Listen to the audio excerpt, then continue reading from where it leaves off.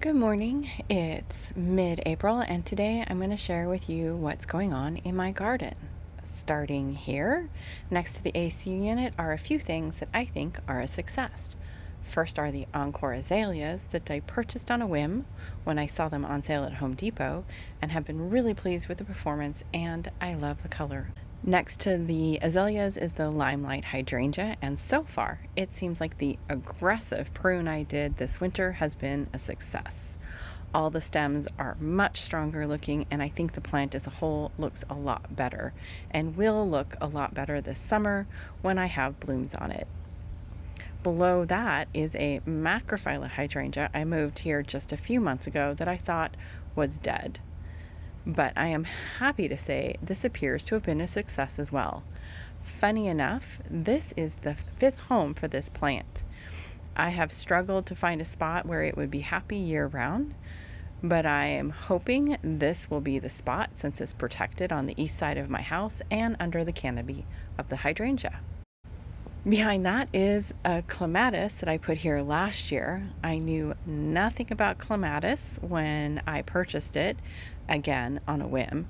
So I have been learning about clematis, and one of the things I saw on a recent video that Linda Vodder did was you're supposed to pinch back the blooms. So you're supposed to, I guess, pinch off this here, and then it will result in additional buds. Now I didn't do that. You can almost actually see the buds here forming on either side of the larger bud. This bright pink flower looks absolutely gorgeous here. Just pops as you walk by. This one is a little older and this one is a newer flower, so you can see how they fade. It's looking pretty beautiful though. I'm real happy with it. If you've been watching my videos, we removed a large shade tree here because it was sick, and below it was a traditional hydrangea. That tree is gone, and now I am worried about how this plant's going to do this summer, but I left it here because I think it's a risk worth taking, and I love the blooms. I finally got an inspiration for this little tiny 2-foot strip in front of the house. This spot is a really tough spot to plant in. It's not only is it small, but it gets nailed by the sun in the afternoon and also has the reflective heat from the stucco of the house and the concrete path. What I decided to do was shop my garden, and I have transplanted some lemon bulb seedlings from around the yard, and then I purchased a 6-pack of sedum that I plan to plant in front. I'm hoping that the California poppies have gone to seed, and in the spring I'll have poppies and then lemon balm, which will be beautiful green, and the sedum of the yellow. So fingers crossed. The square garden is looking great. I'm really happy with the way it looks, and I have echinacea and foxglove in this bed, and I've bought some petunias that are ready to be planted. So I'm really looking forward to the way it's going to look come this summer. This spot is also the best view of the California poppies. If you remember last year, I took a risk and I pulled the dying poppies out early because I just got tired of looking at them. When poppies die, they are so ugly. So this year's display is a little more muted than it has been in the past, but it was a risk worth taking, and I am still really happy with the display.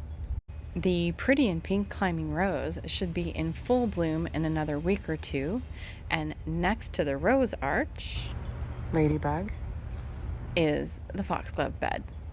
This bed also has pincushion flower, lemon balm, comfrey, and bearded iris, which is also about to bloom.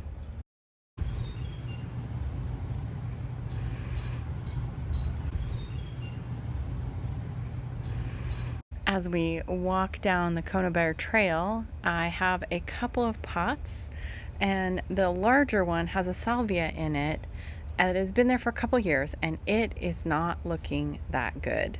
I'm unsure what the issue is or how to handle it, but I'm really disappointed in how this particular plant looks. Right behind that, though, more bearded iris. A few years ago, I thinned the patch here, and just randomly dropped them around the yard. I put some here in this spot next to the now Wichita Blue Juniper, and behind that, another group of iris that I just dropped in the soil. Actually, these never even got planted. They're just sitting on top of the soil. And then I have some more right here next to this big pot. The yellow bearded iris are looking gorgeous. I have various levels of bloom, some finished and some just starting. My biggest disappointment in the garden is the sea lavender, which was supposed to be a perennial here, but apparently it's actually a tender perennial, and I was supposed to protect it when the temperatures dropped into the low 30s. So I lost them. I'm not sure what I'm going to do with this area, but it's a lesson learned. That said, on the bright side, the Superbena Sparkling Amethyst from Proven Winners did survive the winter and are already blooming. They are beautiful, and I am super happy about this. Above them, here in the orchard, is the O. Henry Peach, which sadly has peach leaf curl again this year. Lots of little babies on the peach tree, and lots of fruit on the apiarium tree as well. A little update here on some stuff I planted last year. I've got Lyrical White Salvia, and behind it are the Echinacea purpurea that I started from seed. And can you believe how big these are already? I'm so excited. The strappy foliage is some gladiolus that I planted a couple years ago. The last spot I'm going to talk about here is the flower box.